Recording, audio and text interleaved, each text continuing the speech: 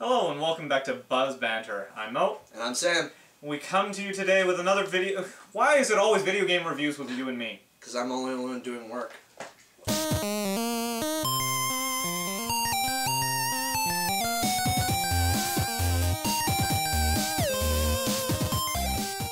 We are currently doing a review on the most talked about game in the last decade. The Walking Dead.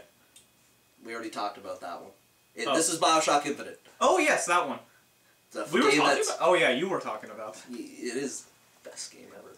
So yes, this is a prequel to our review before we actually review it. Is that I believe it is amazing. Yeah, I think we can actually end the review there. The game is actually quite phenomenal. It actually is. Well, if any of you guys are following Bioshock Infinite, Bioshock is a huge... It's always been like leaps forward in its storytelling. It actually has one of the best stories for a first-person shooter. Okay, I'm going to stop you right there. The first game did, the second one was crap, and this is the third game, and it's good, okay? You have a grand total dynasty of 3 games, and the middle one was hell. We're ignoring 2. So yes, 1 was amazing. At the end, after the big reveal, kind of lost a little bit of steam. Even he admitted that. Yeah, but it was still amazing for what it was. It still had one of the greatest reveals ever put into a video game. Fantastic gameplay, great atmosphere, amazing world. It actually is still good to this day for like a 8-year-old game or something like that. And yeah, you can go back, play it, and enjoy it just as much as you did back then. Yeah, and so if you're familiar with that one, you'll be familiar with the gameplay of Bioshock Infinite. They borrow a lot of the same stuff. In terms of gameplay, it's not too different from the original Bioshock. They've expanded upon what was available then, the skyhook mechanic and everything for getting around, and it adds a level to the gameplay.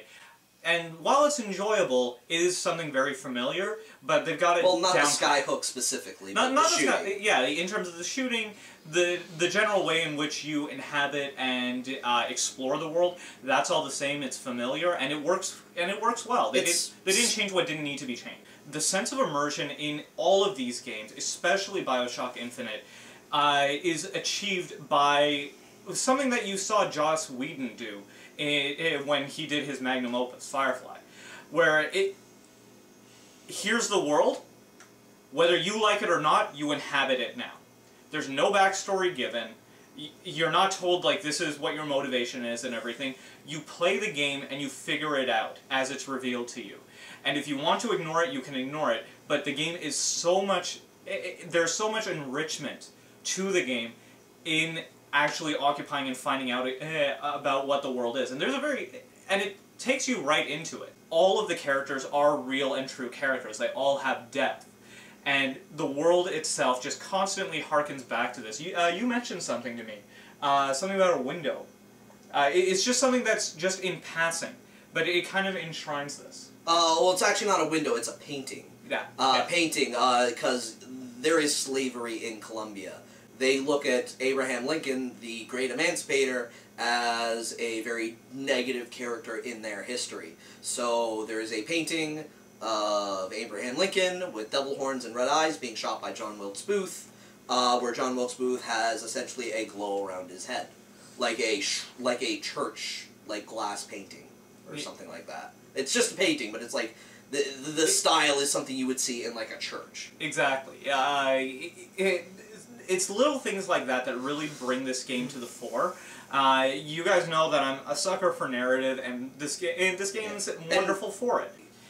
It is a fantastic game, top to bottom, in terms of gameplay, in terms of pacing, in terms of its narrative, in terms of its characters. In terms of its ending, it has one of the best endings I've seen. If it's not the best ending of 2013, maybe the best ending ever. That's a little broad, but, no, but I don't know. I can't think of it. Come on, I love the Mass Effect 3 ending. How can you possibly say that this was better than Mass Effect 3's ending? And with that, we are BUZ Banter. I'm Mo. And I'm Sam. Don't forget to follow us on our parent website, boxofficebuzz.com, for movie trailers, articles, lots of fun little geeky news and stuff. Convention season's going to be starting in the next little while, so we're going to have lots of stuff. It already kind of has. GDC and PAX just came and went. Yep, and we will be talking about some of the reveals and stuff that happened with that. But until next time, well, have a good one. Tell your friends about us. Yep, like, subscribe, all that fun stuff. We will see you when we see you.